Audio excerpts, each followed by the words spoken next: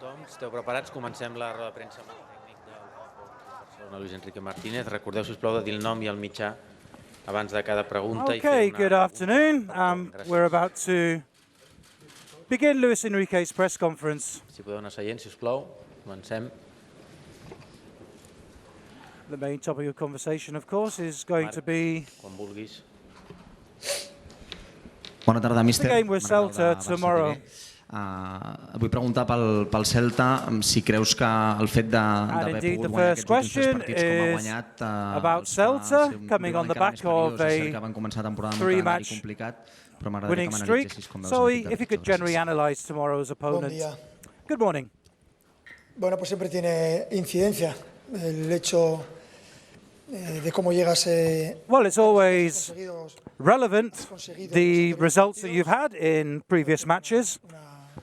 Una importancia. En el caso de ellos, that can sometimes be very important. Celta have had good results in the Liga and in the Europa League, but regardless of results, they're a dangerous team because of their ideas, their players, the profile. Y nosotros sabemos claramente por estos últimos años los enfrentamientos que hemos tenido contra ellos. And we know from games we played against them in previous seasons how difficult it is to play against a team that creates so much pressure. They know what they need to do with the ball. They make big demands of you, both on and off the ball. I think we've had some really nice games with them from a spectator's point of view, but also very difficult ones. Hola, bon dia, Luis. Com has rebut, Marc Enrique de Catalunya Ràdio, com has rebut la decisió de Mathieu d'abandonar la selecció, de renunciar a la selecció francesa? Asking about Mathieu and his decision to step down from the French national team and how that affects him at the club. Perhaps it would be more appropriate for you to ask him. I don't have much to say. This is a personal decision he's made. It's the kind of situation we've had in the past. I think he has spoken to the national manager about the matter. I respect whatever decision he wants to make. I think any decision is the right one if that's what the player feels is correct. So I'd rather not say anything more about that. If you ask him, he'll give you a more accurate answer. Hola, Luis. Edgar Fornós de RAC1. Ara ho has comentat, que el Celta sempre us ha posat difícil. Talking about how difficult games have been with Celta, especially at Balaidos. The 4-1, particularly last season. What is it about that place that makes it so difficult?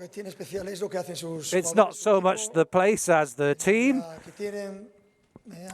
The clear ideas. There have been changes in their squad from last season. Nolito, of course. Fabio Orella is injured at the moment. But they've made some good signings. I think they manage the club very well. They tend to make very good signings that add to the team. It's a nice way of football that they like to play. I like the demands that they make of their teams. I think they get their combinations really nice because it's always an attractive team to watch.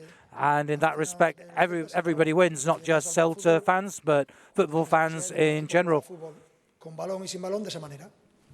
Luis. Aquí, Carlos Escolán, buenas tardes de Radio Marca.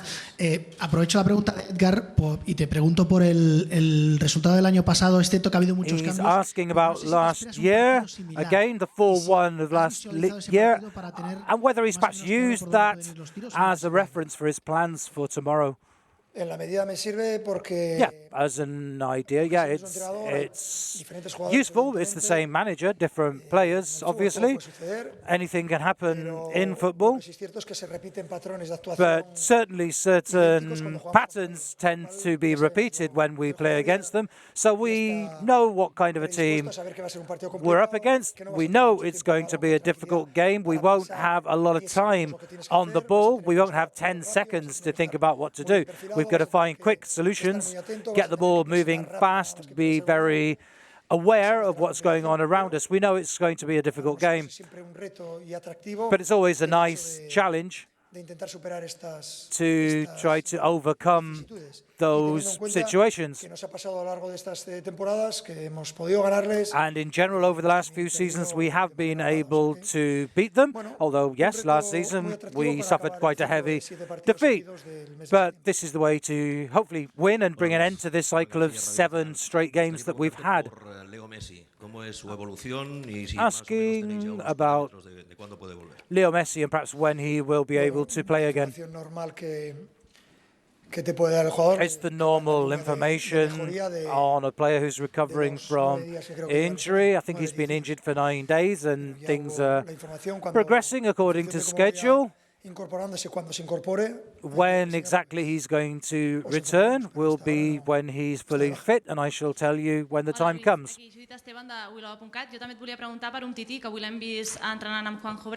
Okay, Titi, who's trained with Juanjo Grau this morning. The same as Leo, really, but he's obviously a bit more further ahead with his recovery because he's back training on the pitch. But you'll see when the time comes when he's ready to play again. It's always the same, really, with this last stage of a recovery process. It depends on how quickly a player re-achieves his full fitness. So everything is dependent on each individual case. International break coming up. Whether that might condition his selection for tomorrow or whether it's just the same as ever.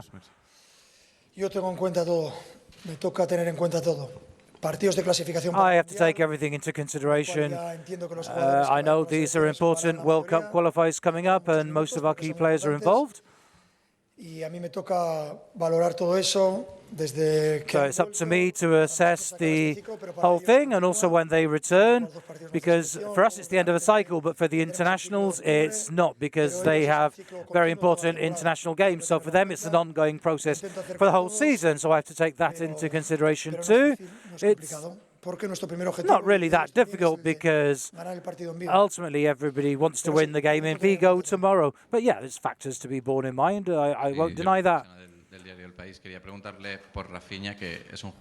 Asking about Rafinha, particularly versatile player. Yeah, I think he's like many other players in my squad. He can play in many different positions.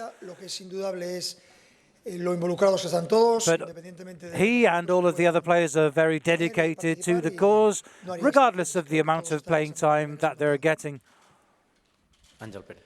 Hola, buenos días, Luis Enrique. Ángel Pérez de Mundo Deportivo. Le quería preguntar por el ciclo este de 7 partidos. Talking about this run of 7 games in 21 days. ¿Qué es lo que más le ha mermado de esta circunstancia respecto a los What has perhaps been the greatest inconvenience about that situation?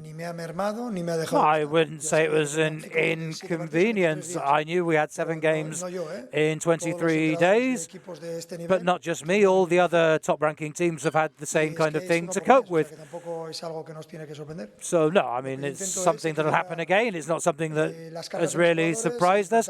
We just have to be careful not to overburden our players. That's my job as a coach and everybody else involved in the first team, especially for clubs that are involved in Europe. Iniesta's to make his 600th appearance tomorrow. Bueno, yo como ya tuve la suerte de tenerlo de jugador, fíjate, soy doblemente afortunado. I mean, I also played with him, so, you know, I mean, I've got a double reason to be able to thank him. Maybe it'll be 600 tomorrow if he plays, and I hope and know that it's going to be a lot more than 600, and it's something that we can all feel proud about, not just because of his performances. If he'd been a terrible player, nobody would have remembered him, but that's not the case with him. We can only enjoy him. Barca supporters more, of course, course, but everybody who enjoys football can enjoy watching Iniesta play, not just his football as well, but also the values and what he's done for world football in general. Se está haciendo desde el entorno, se entiende, afición, prensa, demasiado exigente quizá con Paco Alcácer, sobre todo teniendo. Do you think perhaps too many demands have been made of Paco Alcácer, especially considering he hasn't perhaps had that much time? I don't know what I'm demanding. I'd say for what I'm asking of him, he's complying with perfectly. He joined us with very little time to train with us, and when he has come on as a player, he's been perfect. Yeah, he still needs some time to adapt. A player's adaptation also hangs on the amount of playing time that they're getting, but what I've asked of him and what he's done is exactly what I would have wanted. What other people are asking for and the kind of things that are said surrounding big clubs like ourselves, that's not something that's of relevance to me. I only think about what I want him to do, and I can tell you he's doing that 100%. Arda Turan is doing a lot more this season. What's the key to that marked improvement? Yeah, statistically, he's undoubtedly been fantastic. Scoring goals as well.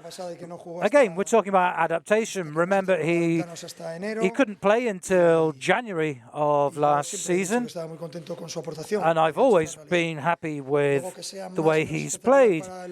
Perhaps it's not quite as spectacular for the fans, I understand that, but on a day-to-day basis, ever since Arda was at the club, he's always been doing things at a very high level, but things are always developing, and he is, and he's improving, but we require that of all the players, and the players that are performing better, then obviously I'm especially happy with them. ¿Cómo valoras la reacción colectiva que ha tenido el equipo en estos partidos sin Messi? About the way the team has reacted without Messi.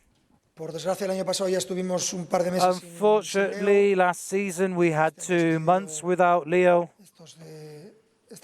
Now there's another injury. To win titles, you need a big squad, a great squad, and that's what we do have.